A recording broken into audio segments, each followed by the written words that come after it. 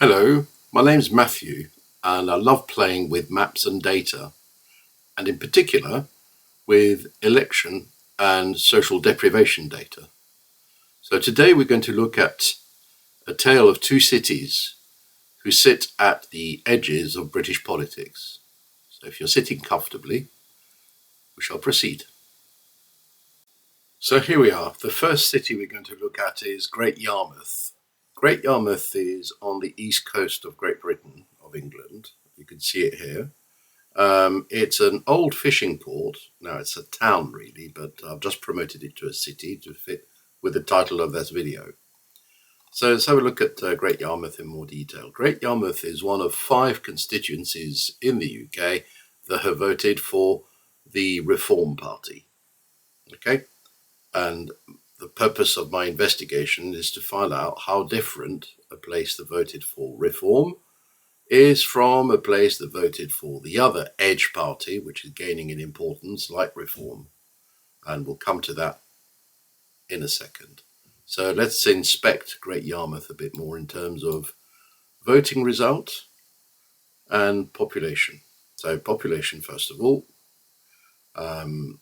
with the usual spread of children, adults and elderly. If we look at the voting details, we can see that the Reform Party came first, followed second by Labour. Okay, so here's the Reform Party and here's the Labour vote, with the Conservatives in third place. Okay, so really the purpose of my investigation is to find out why, in terms of deprivation, or what in terms of deprivation, makes a constituency vote for one party or the other. So we can then look at the distribution within the Great Yarmouth constituency of deprivation deciles. So let's click on that. A decile of 1 means deprived. A decile of 10, or 9 in this case, means not so deprived. The number there constitutes the number of LSOAs, and lower super output area, which is a census unit of roughly 2,000 to 3,000 people. Okay, so each constituency has a number of LSOAs which we can rank in different deciles, and you can see that the most deprived decile, number 1, is heavily represented for Great Yarmouth. Okay, so what we can also do is we can classify these LSOAs by the type of people that tend to live there. Okay, now it's not super precise, but it gives you an idea. So these are the areas that we could see in Great Yarmouth, and if we want, we can zoom on some of them. So if we look at, for instance, young hard-pressed families. Right, so here are our hard-pressed families localized on the map. Let's untick that and let's pick another category. So our transitional Eastern European neighborhood. And here they are. You can see them here. Okay, so let's deselect that. And let's have a look at some more deciles. Let's start, for instance, with the education decile. So that shows you that in Great Yarmouth, a number of LSOAs fit within the lower deciles, which means access to education is challenging for that area. Let's have a look at employment. Again, quite a big distribution in the lower deciles. Finally, let's look at income. Same picture. So you can see that Great Yarmouth is a town or a city that struggles with deprivation, with access to education, access to employment, and access to income. So this tells quite a contrast with the next area we're going to look into, which we'll go and do right now. Right, well, we're going to say goodbye to Great Yarmouth, and we are going to teleport to Bristol. So let's first of all look for it in the selector. And we're going to pick Bristol Central. And off we go to the west side of the UK, to Bristol Central.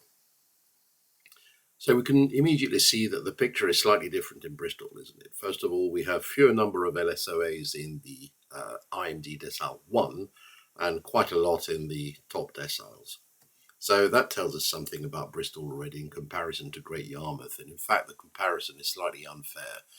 Great Yarmouth is a declining fishing port on the east coast of the UK, and Bristol is also a port, but isn't really declining at all because it's well connected internationally. It has an airport, it has a university, it's one of the major cities in the United Kingdom.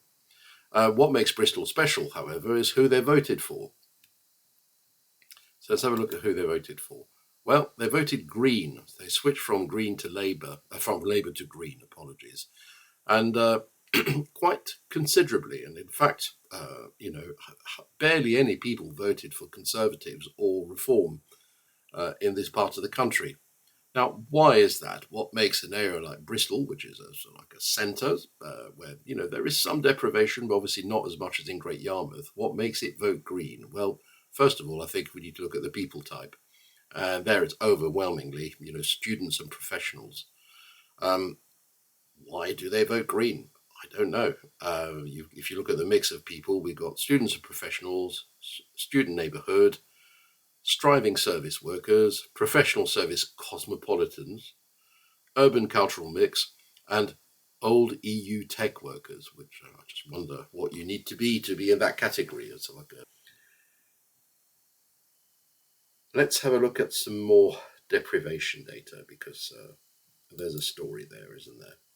Although I think it does tell itself. So if we look at the decile for IMD, which is a composite index, so it's made up of all these other deciles that we can see there. Let's have a look at the access to education decile.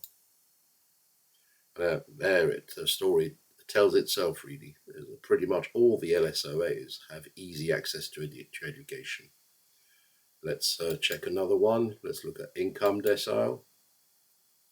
Again, I think a lot of reasonably well-off people in this area. If we look at the health decile, a bit more of a mixed picture there.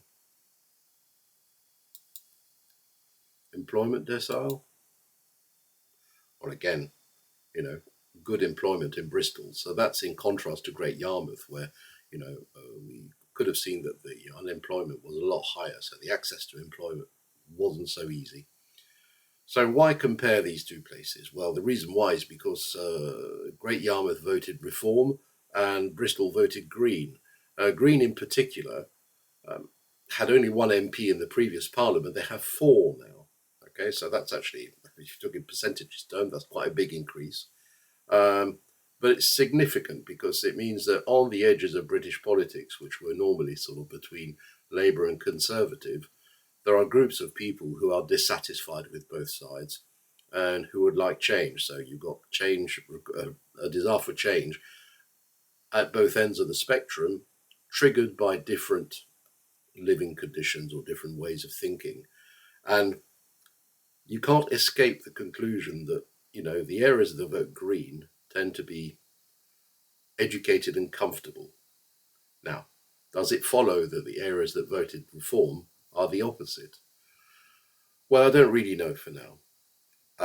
What I want to do is to continue developing this, the data that underpins this dashboard, because we have a tool, an artificial intelligence tool, which might help me find relationships in the data that I hadn't thought of. And, well, that will form the topic of a follow-up video.